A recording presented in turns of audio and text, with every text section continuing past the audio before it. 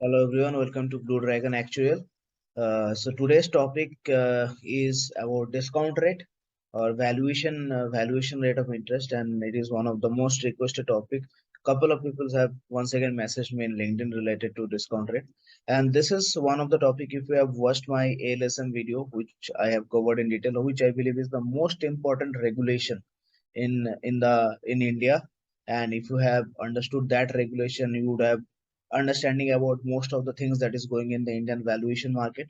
So you'll I have already covered that there, but I mean those are big videos, right? And people lack the attention span for watching a big video, especially in YouTube.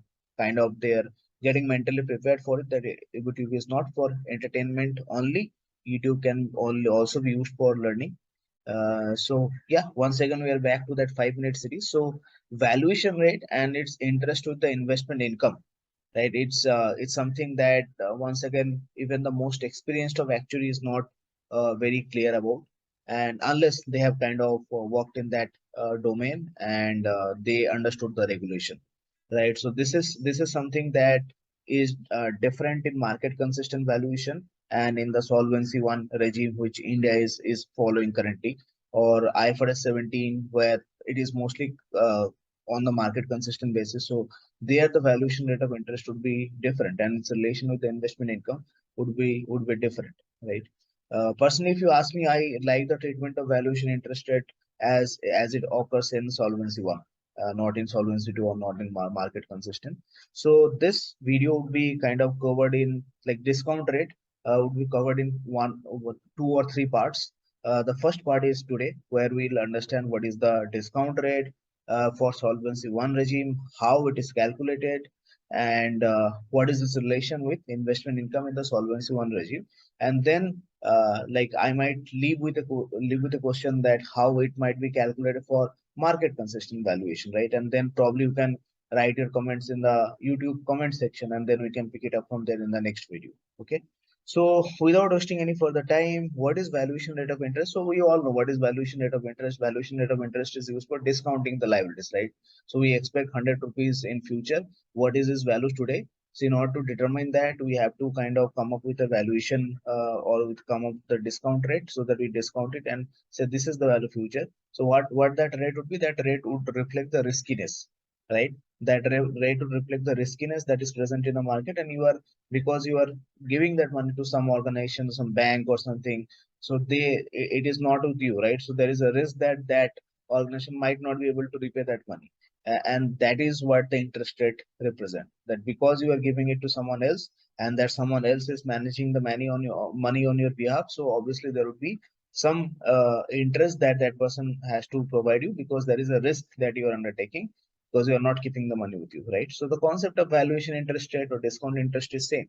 Now, valuation interest rate is kind of calculated for different block of business, for term block of business, because the riskiness is different, right? Term block has different risk, endowment block has different risk, whole life has different risk, ULIP policies have different risk, right? So because of those different types of risk for different blocks of business, the discounting would be different. So how it is calculated? So it is so here you can see the calculation method, and this is the LSM 2016 regulation IRD. You can Google it, right?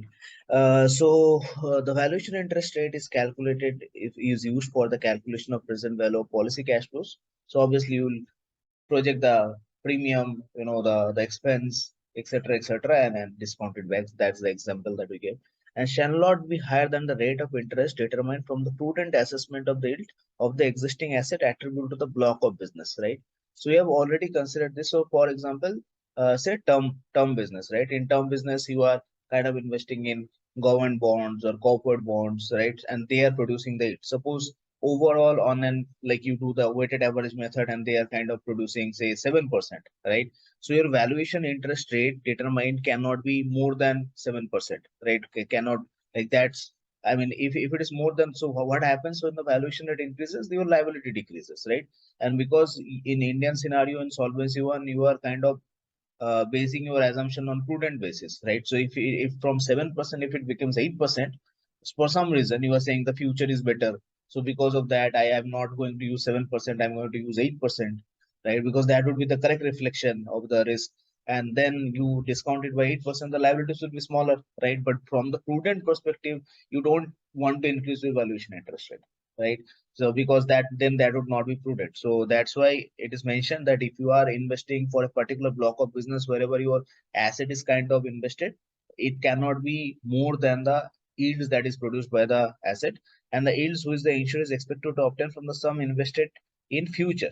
And each assessment shall take into account. So for the sum invested in future means the new business, that the new business that is coming into picture, you also have to kind of consider that, and your yield should reflect that as well. Like you expect to probably in and this comes from business planning. So you know that probably you are going to sell 100 policies of term policies, 100 policies of whole life, 100 policies of endowment, right? So your riskiness should change accordingly, and your discount rate should also change accordingly, right? So let's look at the component once again. The composition of assets supporting the liabilities, expected cash flow from the investment in hand, the cash flow from the block of policies to be valued. Once again, see the stress on the block of policies, block of business, term is separate, endowment is separate, right? The likely future investment conditions, obviously we have to consider, like I mentioned, 7% can become 8%, but it cannot be because of the prudent assessment. So you have to kind of take into consideration the future investment conditions. So like currently, the interest rate is increasing everywhere in the world. Like the biggest governors, RBI governors, Fed governors, they failed to control inflation because they follow each other. They follow Fed governor. Fed governor has not increased inflation. They has not increased the interest rate to control inflation, and the RBI governors follow suit. Then once the Fed governor started saying to increase inflation, the RBI governors followed suit, right? So that's how these people work. So right now I can personally say that for the next 2 years the interest rate will be very high, right? It's because the government is trying to suck in liquidity to kind of counter the inflation, right? So that has to be kind of taken into consideration. The discount rate will go up, right? And you can see that in Solvency One there is a there is a link, there is a close link between the investment, like you are investing your asset in some government bonds or yields. So the yields that it is producing, the same yield is kind of getting used to discount, right? Or some adjustment is applied to that because of this future and new business that you have to consider, or the future market environment that you have to consider, right? Because of that, some adjustment might be applied, like that 7% can become 6.5% if the new business is more on the risky side, right? If the interest rate is expected to rise, that then that 7% can be say 6.9%, right? Instead of 6.5, it can be 6.9, might be more prudent because you are expecting the interest rate to rise in such inflation kind of scenario. So depending on that, and it is highly judgmental basis, right? There is no scientific way of doing it. You have to kind of base it on your previous experience. You have to see what the competitors are doing, and based on that, you have to kind of come up with a rate, right? And it should also take into consideration the reinvestment and disinvestment strategy. So that is, of course, that is kind of, that in future the interest rate is going to increase. So how you are so 100 invested now would probably give you higher return when it will be reinvested as compared to 2 year back when 100 was invested, and it would be reinvested at today's time, right? So because the interest rate is going to increase. So when we are kind of setting an assumption, we have to take care of the past, we have to take care of the present, and we have to take care of the future. So if you have seen my that APS 3, which is the future condition, which is a detailed video on solvency, then you will see that how you'll kind of determine the assumptions. We have to kind of take care of the past, present, and future, right? So moving on, the composition of assets supporting liabilities. Once again, the assets which are supporting the liabilities, they are kind of invested in government bond, corporate bond, and that we are kind of used to calculate the discount rate, right? I think so. Up till this point, it is very clear that for Solvency One, the assets that we are kind of using for a particular block of business, right? That asset, the yield produced by those assets are kind of used to determine the discount rate, right? So if your discount rate increases, that also means that your investment income must have increased. Otherwise, your discount rate cannot increase, right? So if your investment income has increased from 7% to 8%, then your discount rate should also increase. So that means that investment income increasing for a company is good, right? You are getting more return. and discount rate increasing is also good. That means your liability is coming down, right? So it is a double benefit for the company. Similarly, if the investment income decreases, then that means that it is bad for the company, and also the discount rate increases, right? So that the discount rate decreases, sorry. So that means that liability would increase, right? Because discount rate has an opposite impact. So I think that part would be clear now. The risk associated with the investment in regard to the receipt of income and repayment. So once again, that is reinvestment risk. The expense associated. So normally when we are calculating discount rate, why it would be different maybe from the investment income, because in investment income, the investment expense might be considered separately. But in this case, the discount rate would be calculated taking care of the investment expense, right? So that's why then discount rate might be slightly different. So it might be slightly lower, shall not be higher than the calculation of the present value for the calculation of present value of policy cash flows in respect of particular categories of contract. So discount rate is only used for calculation of the present value. Is just the language in regulation is a bit tough to understand. The yields on the asset maintained for the purpose of such category. Once again, we have covered this in detail, right? In respect of non-participating business, remember this, in respect of non-participating business only, not for participating business, right? Shall recognize the risk of decline of future interest rate. Why for non-participating business? Because the shareholder is participating in the risk. The policyholder is not participating in the risk. It cannot be passed on to someone else, right? So that's why for non-participating business, you can hedge, right? There is a risk of decline, like in future, the interest rate might come down. And if that's what you are expecting, right? You can hedge your risk, and only for this purpose, the Indian insurance company can hedge. There is forward rate agreements, there is swap. So these are there is a video on my channel for derivatives, which is a good, I think 20-30 minutes video, and it already has a lot of views. So if you have not seen that video, please search for the derivatives in my playlist of regulations, and you can find that, and you can understand in detail what are the types of derivatives, what types of mechanism you have to follow to kind of purchase derivative, when you can purchase derivative, right? So all those things would be very important. And in respect of participating business, shall be based on the assumption regard to the future investment conditions, that the scale of bonus rate, right? Scale of future bonuses used in the valuation should be consistent with the valuation a rate of interest. So the your bonus rate that you are going to declare, bonus rate means you're going to give the money to the policyholder, right? Either directly or indirectly. So that should be consistent with the valuation interest rate. Once again, the valuation interest rate should be consistent with the inflation, right?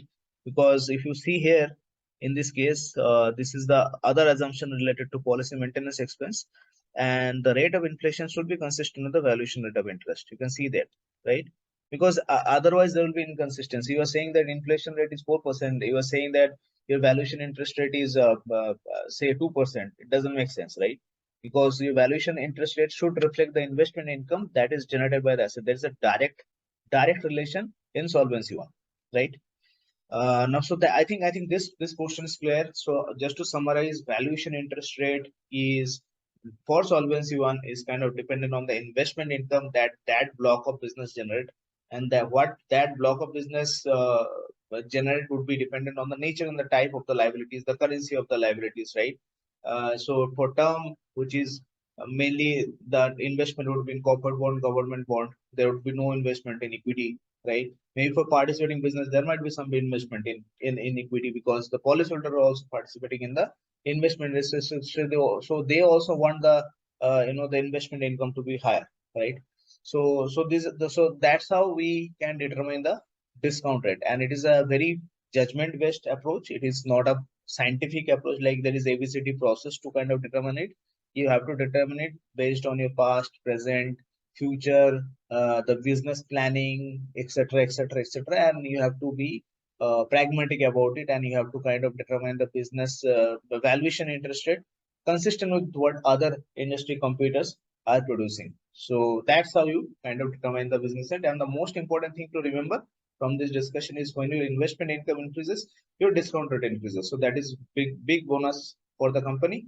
And when your investment income decreases, your discount rate also decreases, and that is a big negative for the company, right?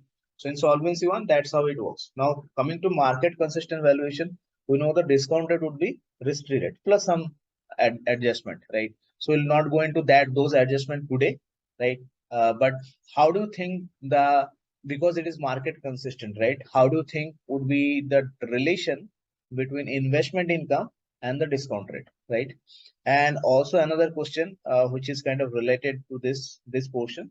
Do you think the valuation interest rate or the discount rate would be higher than the investment income? Because obviously there is a relation. We have already established in Solvency One there is a relation, right? So do you think they would be discount rate would be higher, and if yes, why? Or do you think the investment income would be higher, and if yes, why? Right? So if you know the answer to this question, please write it in the comment section. First is the market consistent one, risk-free rate, but how it will be, what would be the relation of the investment income, and second is the uh, relation between the investment income and discount rate in the Solvency one regime only, but which one would be higher, right? So if you know the answer to this question, please write in the comment section, and the next two videos might be followed on this topic only. So anyway, please, if you have watched till this video and if you are enjoying the content of this channel, please like, share, subscribe, and please hit the bell icon. Please leave any feedback if you have anything to say about the video contents, etc. And yeah, I appreciate one of the genuine feedback that I got, that my chain of thought process was not kind of consistent in one of the videos. So yeah, I'll be working on that, and I hope that has kind of been taken care of in this video. So thanks for watching, and please hit the bell icon, like, share, subscribe, and see you in future videos.